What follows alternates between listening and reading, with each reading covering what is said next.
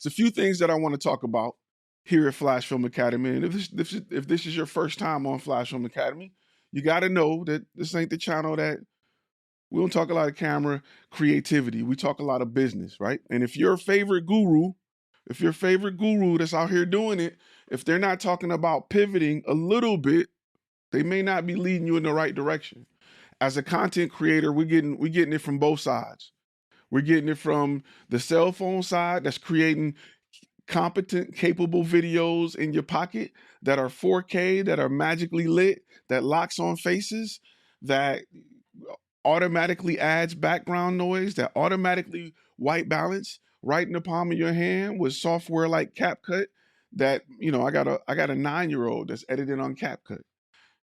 You should be pivoting a little bit, and you got AI on the other side that's creating content. So you're getting pushed into a box. And today I want to kind of talk about an area that you can do that I don't see anytime in the foreseeable future AI or cell phones infiltrating. Cell phones a little bit, but not AI. And that's live streaming. I came out with a video Monday talking about it, talking about the importance of making sure that if you are in the video sector, you're offering live streaming. And I want to talk about the 3 reasons why why live streaming is the place to go when it comes to AI and worrying about AI. First things first, let's talk about the human connection, right? Live streaming thrives on human connection. It's not something you can record and upload later. It's live. People want to talk and interact live, like we're doing right now. Just like you say, hey, Ty, your audio ain't working. I can fix it. If I was AI, I would just look at you because there's nothing I can do about it. So the live part about this makes this the best. The fact that you all can ask questions and I can answer questions. So the live element of AI is something that the human connection is something that AI will not be able to replicate anytime soon. Will there ever be a AI avatar that's talking based off your questions? I'm pretty sure at some point there will, but it's still different than viewing your favorite artist or favorite speakers talk live. It's going to be completely different. Number 2 is the AI limitations, and these are things that I talked about in the video. You want to make sure your client understand or you understand the limitations of AI so that you can properly get the gear and build your business in the direction to take advantage of the limitations of AI. Keep in mind, AI is based on existing data. It's not existing data patterns, and it's not designed to create anything new. It's all based off existing data. It's not designed to produce creative, adaptive, or anything unexpected, any type of content in that area. AI is just not going to give you that. Where your live person that you're shooting, your live subject, your live entertainment can always give you that. So keep that in mind. It's very important. Another thing is talking about being ethical and emotional. AI isn't ethical or emotional. There are codes and there are algorithms to help it try to understand it, but it's not ethical or emotional. There is no sensitivity. Live streaming often involves discussing sensitive topics, making jokes, or dealing with controversial issues. Human streamers can navigate these complex and emotional and intelligent and ethical with ethical consideration. So as you watch TV, it does something to you. It does something.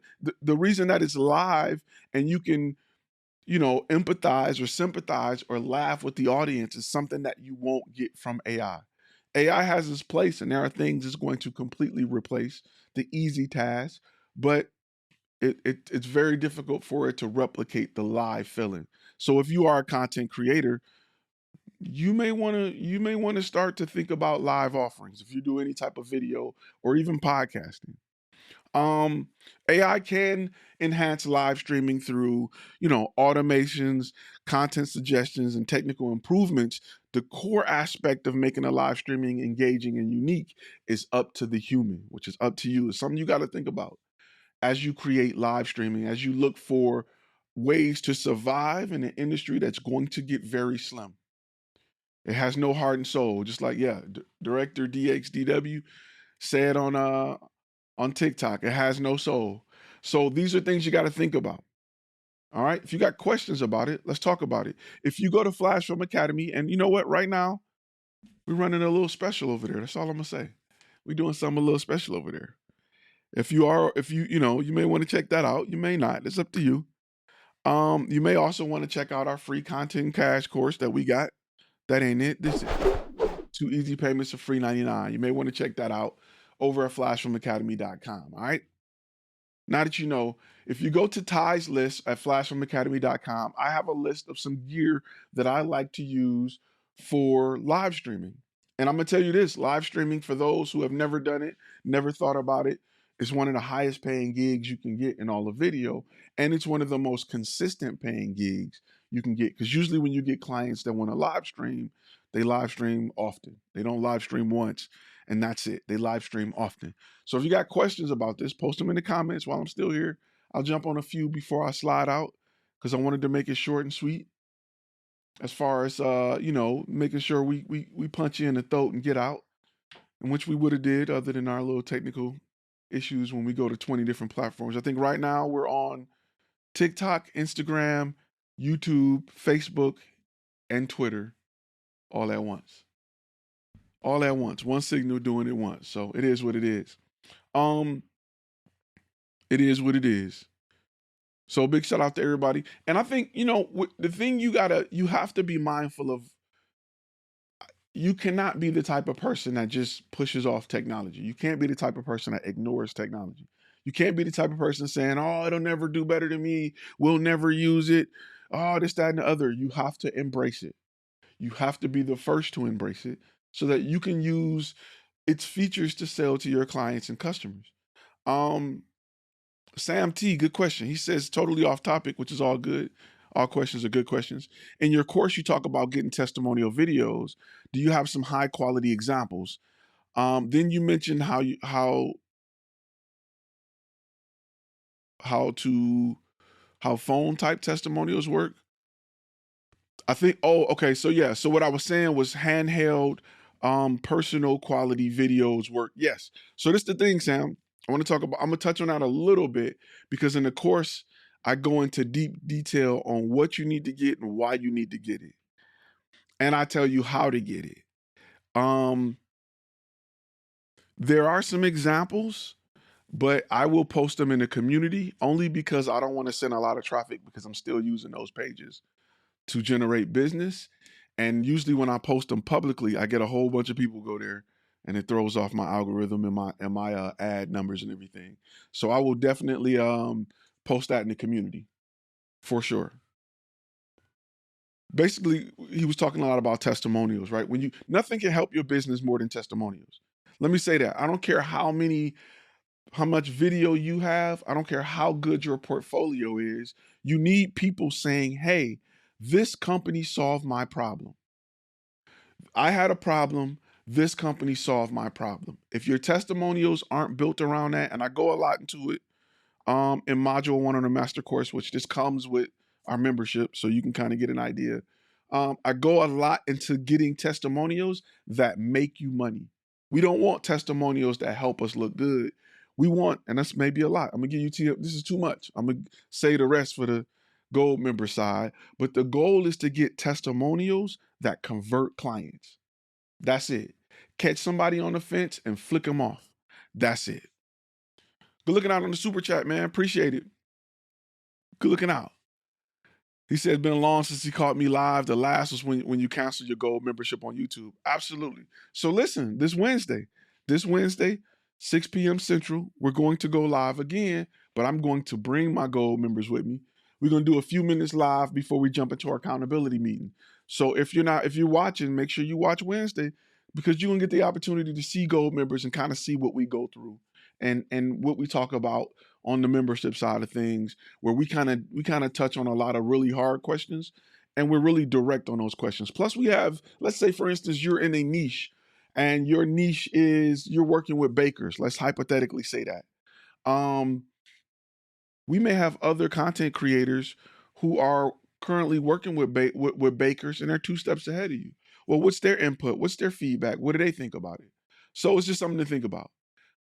Let's see. That's a good question I got coming from TikTok is who's the biggest audience besides sports for live streaming and where can they be found? Okay, that's a double-edged question. The largest audience other than sports.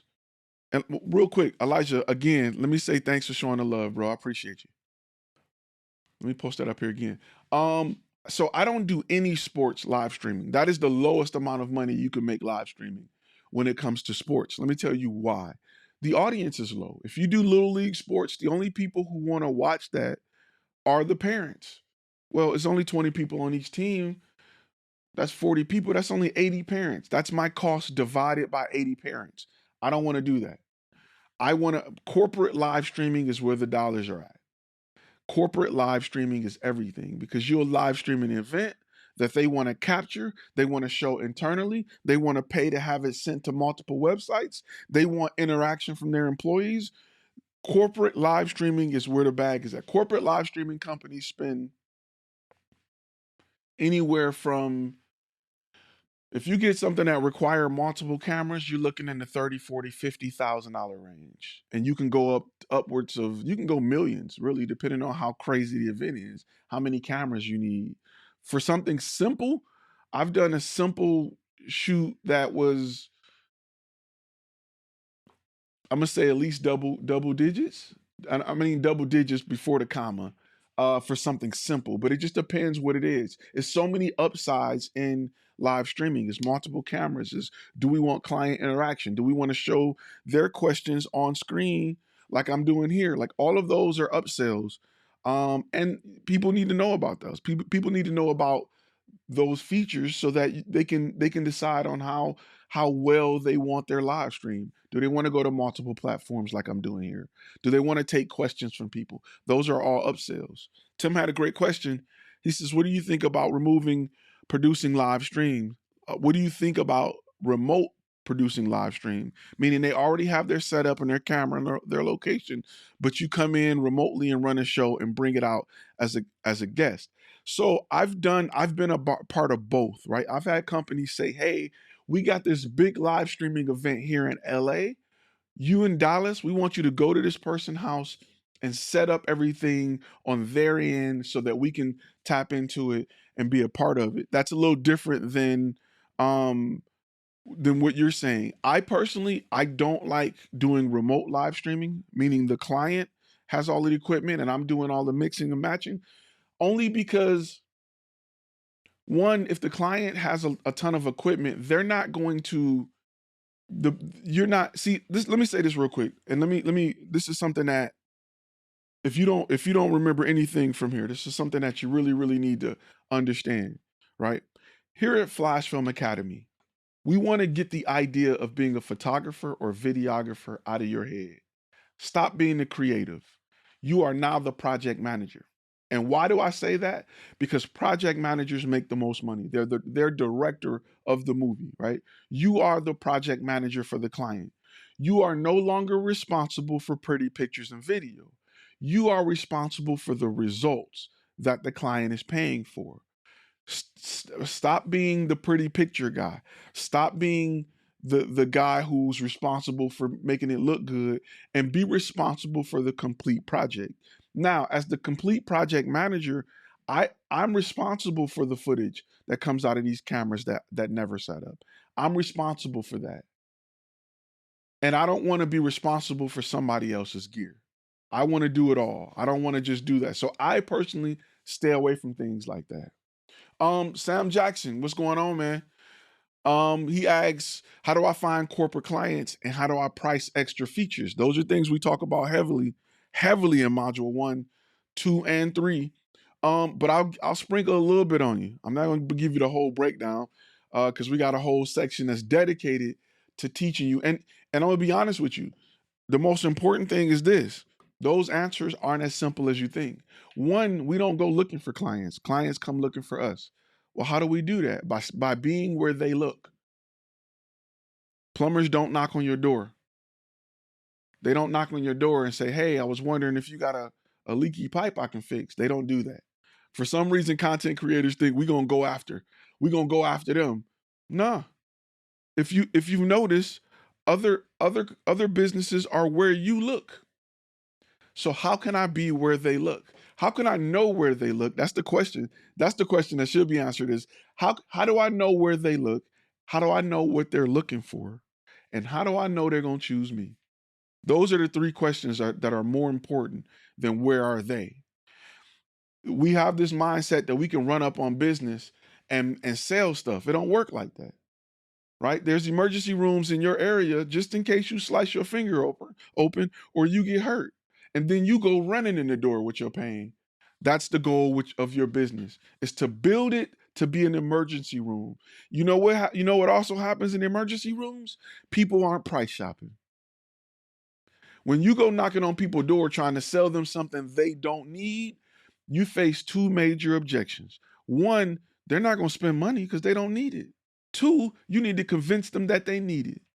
Even when you convince them that they need it, hey, I was fine with this. I was fine without this yesterday.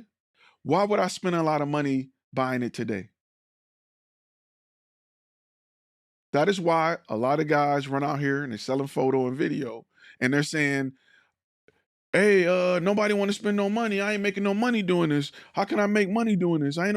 All my clients don't nobody want to spend money. It ain't no money to be made in video and photo. The truth is you're not in the right places. You're not in places where people who are bleeding out are looking for you. You don't understand the customer buying process. And you think that, somebody who's been researching this for 10 weeks, they get to the point they want to buy it. They're going to buy it from some new guy that popped up that they never heard of. I can't do research on you. I'm supposed to spend $50,000 with a company I never heard of because you just popped up today. It takes time for clients to feel comfortable spending money with you. They need to have seen you. They need to have known about you. There's other things we have to do in your business to get to the point where people are handing you $50,000 checks over and over again. It happens more than you know because every company needs it. They just don't trust you because often people go get their camera. They go get a few of their favorite cameras and they run up on them talking about what they can do as if somebody who got a problem is going to look at your camera and be like, "Is that the A7? Oh, you must know how to do what I need because you got the A7." They don't care about that. They don't care. It means nothing to them. It means a lot to you. And often we think about what we want. We think about what we got going on, and we never take the time to think about what the client has going on. We never take the time to think about their world, what's important to them, what they value, where they shop at, what they do, why they would want to spend this money. What type of position do they need to be in to spend what I need consistently? And we never think about that. Thus, the importance of a beta client. I know y'all heard me say it before. In Module 1, we teach you everything you need to know about getting one. Getting one is the easy part. Understanding the questions you need to ask them is the hard part. Notice I never go into that unless you're on the inside. I tell you all day you need a beta client. You know how many people I had run up to me, say they can't get a beta client, and then they become members and understand why there's a script to getting a beta client? And then so I'm working with somebody, they charging me. Well, if they're a beta client, they shouldn't be. I found this on the web for can you get a beta client? Look at that. Look at that. And then they become members and understand why they're. There you go. So look at it. Even Alexa, cancel, is trying to get beta clients. The goal is understanding business. And I think a lot of people don't fully understand business. They just want to buy low and sell high. They don't understand the systems and processes that go in place. So let me answer a few more questions. Malik said this stream is perfect. I was talking to a friend the other day about how AI is going to push for more authentic and raw content, and live streaming can imitate reactions from somewhere else. The thing is this though. This is what I want. I want everybody to be mindful of, right? We can say that, but it may not be true, right? We could say we think AI is going to push people in this direction and people are going to want more authenticity. I don't think so. I think we need to sit back and see. I don't think that I don't think we're going to be able to predict what people are going to do based off AI because we're just noticing AI, but AI been in our life for 10 years. AI has been in our life for the past 10 years and nobody has said less and less. We want less. I want less prompts when I dial in. I want less Siri. I want less Alexa. Cancel. AI is not new. AI is just becoming popular. So this is what happened. Let me kind of explain the way things work just briefly in technology. Those who are true techies, those who are true tech guys who embrace the changes, who embrace change, learn about stuff before they become mainstream. They make money off of it, they resell it, and they make a ton of money off of it before the average person, before your mama and them know what it is, right? So let me give you examples of this. Crypto. Let's talk crypto, right? Because when people were using crypto in the 2000s, the 2010s for its original purpose, and that was to buy things without being detected, it was cool. Nobody said anything when crypto was a dark web thing. It was A-okay. It was perfectly fine. When the average person, when I had somebody send me a DM on Instagram trying to talk me into making money in crypto, I knew it was over with. When the average Joe who can't really explain it start using it, game over. The people who are smart enough to get this technology or get this idea and sell it to other people who didn't know about it, but they just wanted to make money, once it get to that person, it's a wrap. A lot of things happen that way. AI, we've been using AI. This is nothing new. It's just become a household name. You're starting to see AI slapped on everything. AI this, AI that, AI this, AI that. It's too late. You should have been using it when you were turning your nose at it, thinking it'll never take off. And now it's taken off, and everybody around you is cashing in. And you have a ton of people around you who don't know no better. They're just spending their money because they think they're getting the latest and greatest, and that's just not the world they live in. They're late to the game. Our goal at FlashFilm Academy is to pivot in the beginning, or at least understand the reasons we may have to pivot. I cannot combat what AI brings if I don't understand what AI brings to my industry. Very important that I understand what AI brings to my industry, how it can affect my industry. If I don't understand that, I can't pivot. I can't go to a client and say, we do this instead of that. When a client is using AI, saying, I'm getting that over here cheaper. And keep in mind, when we talk about business and people, remember, you're running up on clients who don't even know they need your stuff, and you're trying to compete with something that's cheaper than you. So what? It's not better than you. That client don't even know if they want it, but they're going to take the cheapest route to find out. You offer no competition. Yeah, your camera is better. You got a bigger sensor, and you got an eye for it, but their camera phone is cheaper. It's available. It's in their pocket. It's hard to fight that. Especially when we get photographers and videographers who aren't professionally trained, who picked up a camera and just learned it. It's completely, I'm gonna tell you like it is, it's completely different than being taught photography and videography. It's a huge gap. I don't care how many YouTube videos you watch, it's a huge gap between guys who say, hey, I'm gonna go do this and make money with it, than those who understand the theory of light. It's a huge night and day difference.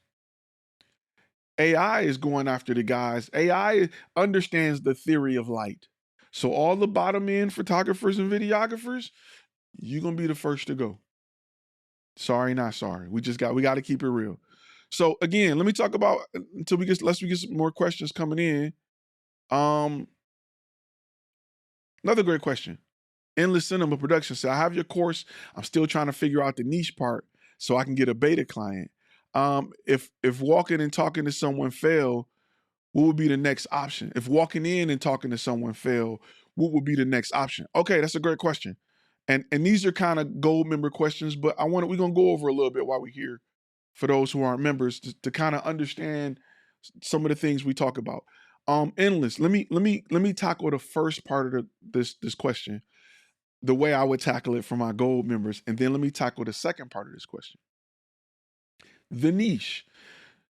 Usually people don't have a niche. It's usually because discipline.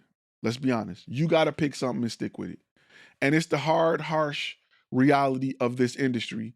But you have to pick, you have to say, I know about this. I can talk about this.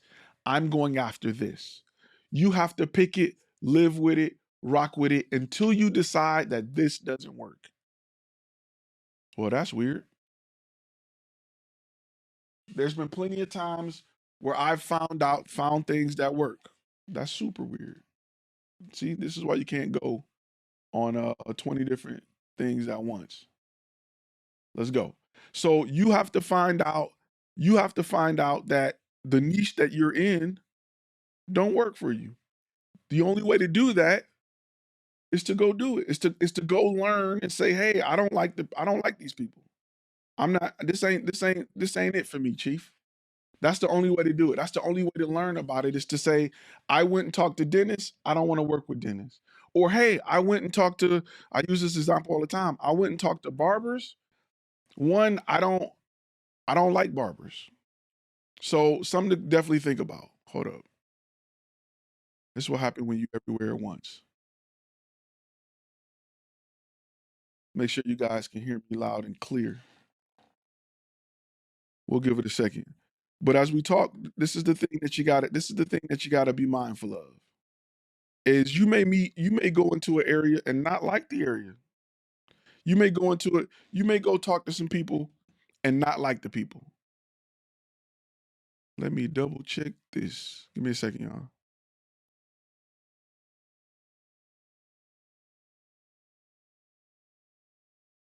All right. Okay. We should be good to go, everybody. All right. So you have to go into different niches and you have to determine if you're good at that niche. Can you talk in that niche? Some people can't. Some people aren't good at talking in that niche. Y'all should be good now, audio. Let me know if you're good. So those are things that you need to be mindful of, and you gotta have the discipline to pick one. You gotta have the discipline to pick one. Very important. The second part of that question is if walking in don't work, there's multiple ways to walk in, right? Sometimes you can't walk in and get directly to the owner. Sometimes you can walk in and get to the gatekeeper, right? You may want to take some gifts. You may want to take a $5 Starbucks. I tell people all the time, I'll get more business with a $5 Starbucks. If I get $100 worth of $5 Starbucks gift cards, I guarantee you I can get more business with that than you can with $100 worth of Google ads. I guarantee you. If I get $100 worth of $5 Starbucks gift cards, I can get further than you can with $100 worth of ads. And I have a website that is ranked, that has traffic, that is optimized. A lot of people don't have websites. A lot of you don't have places where your client can research and look you up and see if it's worth spending their time with you. A lot of guys don't. So it's very important that you start to think about that. Very important that you think about that. And those are the things we talk about. On accountability, we kind of talk about people who have tried niches they don't like, and then they talk about why they don't like them. Very important. I'm gonna answer a few more questions and then I'm gonna slide.